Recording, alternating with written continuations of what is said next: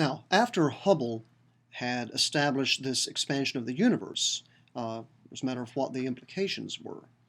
First of all, one of the uses for Hubble's law is in measuring distances for things very far away, because the redshift is very easy to measure from the chemical spectrum, whereas distances are hard to measure directly, maybe using variable stars, the Tully-Fisher relation, some other things like this. So if we know the expansion rate, Hubble's constant, then we can use the redshift to get us the distance. But beyond that, there are implications for cosmology.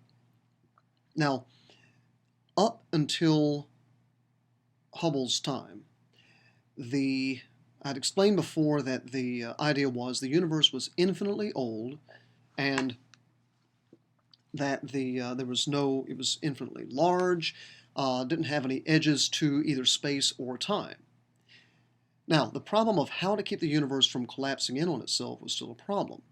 And there were still, little problems would be raised with just having it evenly packed in with stars. There's Olber's paradox, which asks that if the universe is infinitely large, infinitely old, and evenly populated with stars of roughly the same absolute magnitude, then why isn't the night sky as bright as the sun? And you can read up on that in the text, but it turns out that this provides a problem. So around the turn of the century, the early 20th century, Albert Einstein, who had come up with his general theory of relativity, tried applying it to cosmology. And in order to keep the universe from collapsing, he found that it was possible in his law of gravity to have the term was the Greek letter lambda. This is called the cosmological constant, and it acts sort of like an anti-gravity term. So things which are relatively close to each other would have an attractive force of gravity between them. But things that are farther away, well, the gravitational force falls off as 1 over the distance squared, so the gravitational pull gets weaker and weaker, but this cosmological constant, this little anti-gravity term, increases very slightly with distance, so that at some enormous distance away from each other, two objects would actually push each other farther away. Now, the value of lambda, the cosmological constant, was not determined by Einstein's theory. It was a free parameter. And so he figured out what it would need to be in order to keep the universe from collapsing in on itself. And he published that. Now, that stayed around for about roughly 15 years until Hubble found the expansion of the universe, and then Einstein had rather embarrassedly retracted it, saying it was the biggest blunder he'd ever made. Because if the universe is expanding, then there is no balance to the universe. There is no need to keep the attractive force of gravity balanced out against everything to keep it from in that because it's expanding bigger and bigger and bigger. All right. But at the same time, now you have implications that come from this on the origins of the universe. Georges Lemaitre, a Belgian priest/cosmologist, who had, by the way, had actually come across the redshift and distance relation in a simpler form before Hubble, controversy lately as to who really deserves all the credit on that. Lemaitre was first, although Hubble, I think, had established it more rigorously. And Lemaitre, soon after Hubble's paper was published, tried to get it to work, Hubble's law to work with an infinitely old universe in Einstein's theory. And so you'd have this universe that's infinitely old, and for all the time of the universe it's very, very tiny, until at some point, for some reason, it just expands out faster and faster like this. And he was able to get that to fit some of Hubble's data. And then later on the same year, he went back, worked it up, and started realizing that there were some other problems beyond just the general relativity. He said, now take a look. Entropy, the second law of thermodynamics. Physical systems go from states of very low disorder, low entropy, very ordered kinds of systems, to very disorderly, high entropy as time goes forward. Now, there's a way we have of quantifying the state of disorder, that's the entropy. And so we can't just talk about disorder in the common sense of the word. There's a very quantitative meaning to this. But it's sort of like having, things go from clean and orderly to messy, and it's harder to get them picked up. Now, we see this happening with the universe itself.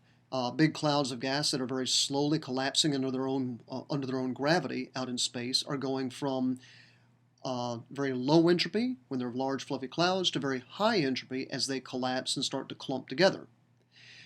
And so Lemaitre noted that we can look back and see that in the early universe, the universe was more ordered, lower entropy, and now it's going to very high entropy. Now, what are the chances? If the universe is infinitely old, there's been an infinite amount of time for it to go to high entropy, and yet we see this ordered low entropy state back in the past, and it's increasing again. So, what are the chances, thermodynamically speaking, that a very disorderly universe, infinitely old universe, suddenly popped up into this orderly low entropy state a few billion years ago, and then started getting disorderly again? And you can quantify this, and you find out that the chances are just incredibly small. He said it's much more likely that the universe had an actual beginning to time itself, and that it started off in this low entropy state and is now just making the natural flow of the second law of thermodynamics and going to high entropy. This was his argument for the Big Bang. He's the guy who came up with the Big Bang model, and it depends directly on Hubble's law of the expanding universe and the second law of thermodynamics and entropy and order. Now, the Big Bang model, which again implies an actual beginning to time and therefore an edge to the dimension of time, it didn't sit well with all the astronomers out there. They had been used to assuming an infinitely old universe, no edge to time, and things like this. And so it started catching on, but it didn't convince everybody for decades. Even up through the 1960s, there were lots of holdouts who held to the idea that what we'll call the steady state model of the universe. Now, they had to accept that the universe was expanding. Hubble's law was pretty convincing for that. So what these guys argued was that to preserve the idea of an infinitely old universe, that the expanding universe didn't mean that everything was expanding from a tight clump of matter at the beginning, but rather, as the universe expands and things move farther apart, new matter is created spontaneously to fill in the gaps. Now, it's not just that things only fill in the actual gaps, but new matter is created. In fact, it's not a whole lot of matter that you need to do to fill in, to keep the density of material on the largest scales pretty much the same over all the history of the universe. So the steady state model would hold that the universe is infinitely old, and it is the same on large scales anyway, at all directions, in all places, and at all times.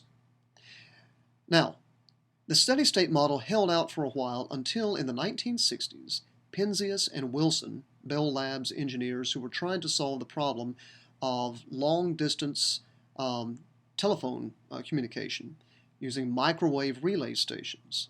These microwave antennas, as they were transmitting the phone calls, there was a bit of a hiss to a long-distance phone call. Until they got in the fiber optic systems in the 80s, 90s, you still had long-distance calls, had this hiss in them. Well, they were trying to find out where this hiss came from. They worked on the electronics, and they reduced it a bit, and they kept working on down, but there was finally a hiss that they could not get rid of. And they started turning this, I think it was called the Big Ear radio telescope around, trying to find where the hiss was coming from. Local radio stations, honestly, bird droppings in the dish antenna, and so on. And they finally found it was coming from out in space, in all directions in space, not from just the sun or Jupiter or Centaurus A or these other radio sources. And it turned out it was this even hiss of microwaves in all directions. And they found out that the Big Bang cosmologists had predicted that there should be such a hiss, that in the beginning of the universe, when it was very hot and dense, and that early universe was just glowing red hot, and as the universe expanded, the light waves of that glow expanded as well and became longer and longer wavelengths. And that by now they should have expanded out to being radio waves, in particular microwaves. Well, Penzias and Wilson had discovered the light of the Big Bang itself, that glow, remnant glow of the early universe, and it matched very nicely with the theories. Well, actually, the early theories were a little bit off, but they were able to nail down the Big Bang theory using this microwave glow. And this is called the cosmic microwave background. Now that is one key piece of evidence that helped the Big Bang model defeat the steady state model, finding the glow of the early universe. The steady state guys tried coming up with a way of explaining that, but it was a little ad hoc. It just didn't take on too well. The other piece of evidence is, all right, the steady state model says the universe looks the same at all times, at least on large scales. I mean, sure, I'm moving my head around the room here, so there's a change in a small scale, but on the large scales, you've got about this, they would argue you had about the same kinds of galaxies, the same density of galaxies over a few cubic megaparsecs over cosmic time.